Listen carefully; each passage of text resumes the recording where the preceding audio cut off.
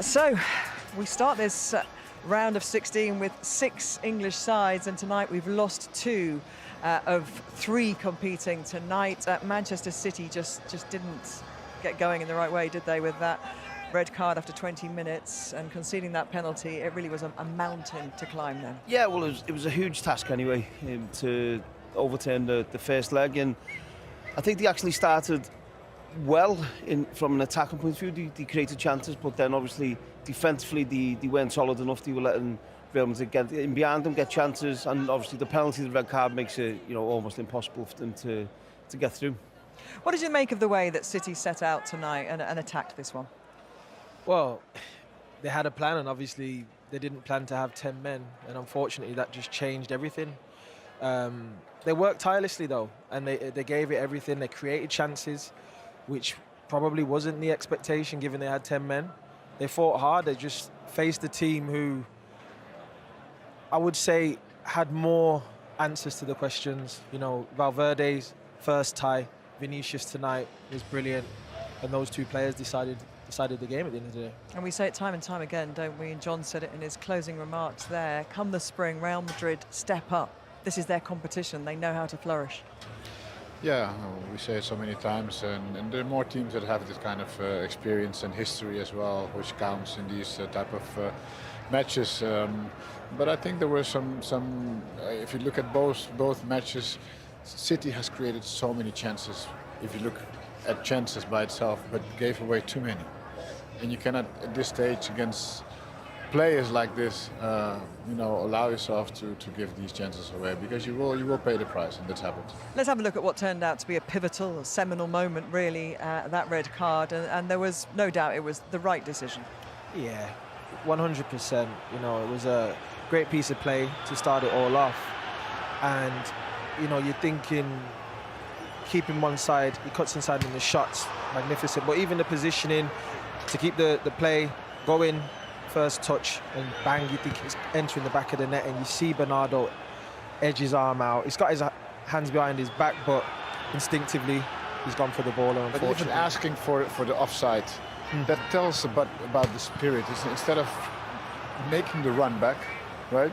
Yeah. There's about 10 seconds here from when Vinicius Jr hits the post to he gets the ball a second time, and the Manchester midfield players are still not back in the penalty box. They maybe can affect him getting that ball and getting the shot off. So I think it looks like they put a lot of focus on attacking Real Madrid and not so much on how they work defensively. Bernardo Silva's never had a red card in his career before tonight, Daniel. Was there anything else he could have done there? Yeah, we know he could have not had his arm there. But you know what I mean? But I think at the end of the day, right? Do you dive and head it out the way? Well, if his arms weren't behind his back, maybe it would have been a bit more of anticipation there, but that's the tendency, is to put your arms behind your back. There's no time. I mean, there's no time. This is just an instinctive gesture, and it is what it is. Wrong place at the wrong time. And Donnarumma, of course, couldn't save it tonight. He did last week. He was a hero in coming up against that Vinicius penalty, wasn't he? But not tonight. Yeah, no, and I think Vinicius was outstanding tonight, and he was at the heart of everything. Obviously, he gets his 2 goals, but he was causing Man City problems all evening. So to step up again against Donnarumma was a big lad in goal, and go the same way. And that's mind games, and he's kept his composure, kept his calmness, and almost killed the title. Yeah, he's got an excellent record, hasn't he, Donnarumma, with penalties? Yeah, it's amazing. Yeah. Not enough though. And then unfortunately, Vini got his second eventually, Daniel. Yes, eventually, as we know, we saw him wheel off in jubilation, and unfortunately for him, it was disallowed. But this one, great timing of the cross. This is what we're used to seeing from Manchester City and Kevin De Bruyne and Haaland over the years. Great cross from Tchouaméni on the first time, and the anticipation, you see the chemistry there. There's a beautiful finish, opening his left foot out, guiding it into the far corner. That's undefendable. You can't defend that. When the ball gets laid back, it's the right pace on the ball. First touch. Laid back. He knows he can cross it first time, and then Vini Jr just gets his timing right. You cannot defend that. No defender in world football can defend that when it's done like that. Okay, let's hear from him now. He is with Alex Aljo. Vini, parabéns. O Real Madrid está nos quartos de final da Liga de Campeões. Real Madrid through to the quarterfinals of the Champions League. Como você avaliaria o jogo de hoje? How do you sum up tonight's game? Hoje foi grande jogo onde a gente sabia o que a gente tinha que fazer. Viemos aqui para ganhar o jogo e isso era importante para tirar um pouco da pressão dos 3 gols em casa. Claro que era importante, a gente veio mais tranquilo, mais confiante e podemos fazer uma excelente partida e ganhar e sair ganhando confiança para as quartas de finais. Well, we weren't under pressure because we scored 3 goals at home. We knew what we needed to do. We knew we still had work to do. And now we've got to just keep going, keep working hard because we're through to the quarterfinals. E depois de perder o penalti da semana passada, after missing last week's penalty, qual feliz de poder marcar hoje? Just how happy you were to score one today? Muito feliz, porque no Bernabéu o Fred tinha feito 3 gols e eu pedi para ele chutar. E ele não quis tirar, me deu a confiança, eu fui lá e errei. E hoje, mais uma vez, eu pedi para ele tirar, chutar o pênalti. E ele não quis, falou que eu que tinha que tirar, porque eu tinha confiança, eu tinha que fazer o gol. E isso é um capitão, é um irmão para mim, que sempre me dá a confiança que eu preciso. Fui lá, fiz o gol e saímos daqui com a classificação. I was really disappointed not to score last week. Well, Fede scored the 3 goals and then I really, really wanted to score that penalty, but it wasn't to be. But he gave me confidence. He told me that today would be the day and well, I was able to score the penalty and I'm really happy about that. Pode explicar a comemoração como se fora chorando? Can you explain your celebration like you were crying? O futebol é bom que sempre tem uma próxima oportunidade. Na última vez que eu vim aqui, eles falaram sobre mim e hoje eu pude responder fazendo gol, fazendo a comemoração que deve se fazer e que cada um tem a sua vontade. Hoje eu comemorei dessa forma, claro que é nunca desrespeitando a torcida do City, que eu sempre respeito muito, mas sim uma comemoração maneira que eu achei que eu tinha que fazer. He said, well, the last time I came to Manchester City, they were sort of making fun of me and saying maybe I was crying, that it was about the Ballon d'Or, wasn't it? Well, he said, I wasn't disrespecting the City fans, but it was just a way for me to sort of prove myself to the Manchester City fan base today. Una derrota como Xabi Alonso contra o City esta temporada. You lost to Manchester City this season with Xabi Alonso. 2 vitórias como Álvaro, 2 victories with Álvaro. O time está muito melhor agora? Would you say the team has improved a lot? Chega nesse momento da temporada onde começa o mata-mata, onde os jogadores do Real Madrid crescem, a torcida cresce junto com a gente, a camisa pesa e isso faz muito importante a gente seguir ganhando confiança. O Mister nos dá toda a liberdade para a gente fazer o que a gente acha. Ele nos dá o caminho correto para fazer um grande jogo. Fizemos 2 grandes jogos, temos que seguir nesse ritmo, porque vem o próximo adversário pela frente que vai ser duro de novo. Yeah, against Bayern Munich, contra Bayern Munich. You were just saying that, yes, we've been growing as a team, getting better and better. It was 2 superb performances against Manchester City under Arbeloa, but we are just getting to know each other and playing a lot better than before. Vai ganhar o Real Madrid a Champions este año? Are you going to win this year, the Champions League? A gente joga para isso. This is why we play, Vini. He says, parabéns. Obrigado. Boa sorte. Good luck. See you soon. Well, he has hit his richest vein of form in terms of scoring at any other point in the season. 8 in the last 10 for him. Players just seem to step up at the right time, don't they, for this club? You know, when you've got Mbappe out, then Vini will step in. They do, and that's why the best players in the world, because during important moments in the season, that's when they step up. That's when the team needs them. That's when the club, the fans, they all need them, and that's when we see the best moments. They're cool under pressure. They know how to deliver in big moments, and Vini's done it again tonight. And he believes they can go all the way, Clarence, and you're smiling, maybe agreeing with him. Well, it's in the DNA of the club. I mean, believing is the difference.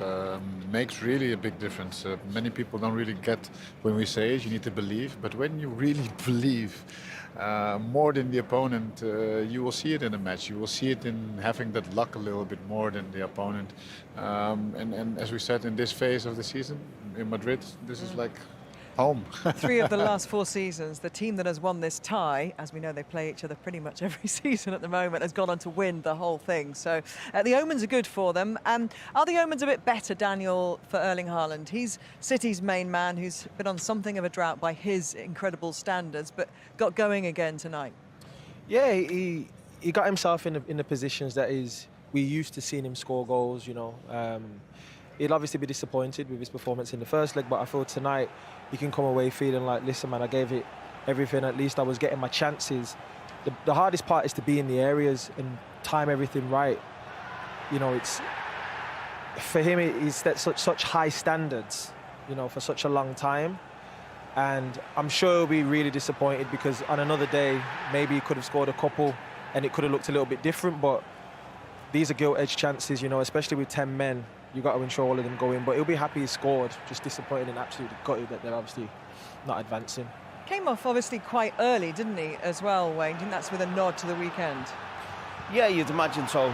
Would like to see him stay on a little bit longer and you know, for City to try and get that second goal to go and put Madrid under pressure. But yeah, no, listen, I think Pep and Haaland, that everyone really knew that the tie was over, and they've got a big final coming up at the weekend, so I'm sure he'll get rested up. But what I did like about him at the end of the game here, when we've seen all players on the pitch, he was going around all his teammates trying to, you know, to lift him, and that's really important to bounce back from this. And they've got a final coming up, so it was really nice to see him going around his teammates trying to lift his teammates. You know, there's no shame in losing to Real Madrid, and they have to just regroup now and try and get ready for the final.